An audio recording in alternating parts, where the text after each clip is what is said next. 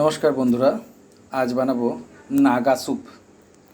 নাগা স্যুপের জন্য আমার যে সমস্ত জিনিস প্রয়োজন, আমি প্রধান ইনগ্রেডিয়েন্টস চিকেন। এখানে 200 গ্রাম মতন চিকেন নিয়েছি, একটা বড় গাজর, একটু আদা, কয়েকটা রসুন থেতো করে নিয়েছি, কয়েক টুকরো পেঁপে, কয়েক টুকরো পেঁয়াজ, একটু বাঁধাকপি বড় বড় করে কেটে আর বাটা নিয়েছি। আর সঙ্গে থাকছে গোলমরিচ এবং স্বাদ মতো লবণ। আর বিনসটা নেই আজ, বিনস দিলে আরও ভালো লাগবে। সঙ্গে আমি একটু ক্যাপসিকাম ছিল ঘরেতে দিয়েছি, আর একটু টমেটো আর দুটো কাঁচা লঙ্কা তো দিতেই হবে।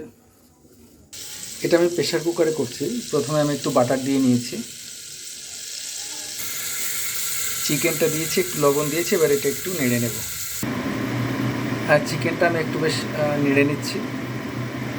এরপর আমি একে একে সবজিগুলো দেব। সমস্ত সবজিগুলো দিয়ে দিয়েছি, দিয়ে আমি এগুলোকে একটু নেড়ে নেব। বাঁধাকপিটা একটু পরে দেব। বাঁধাকপিগুলো দিয়ে একটু জল দিয়েছি, জলটা যেন বেশি না হয়।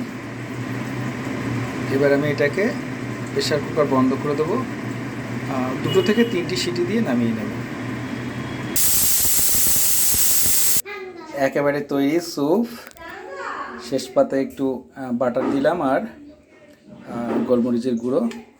এই তৈরি হয়ে গেল স্যুপ, নাগা স্যুপ।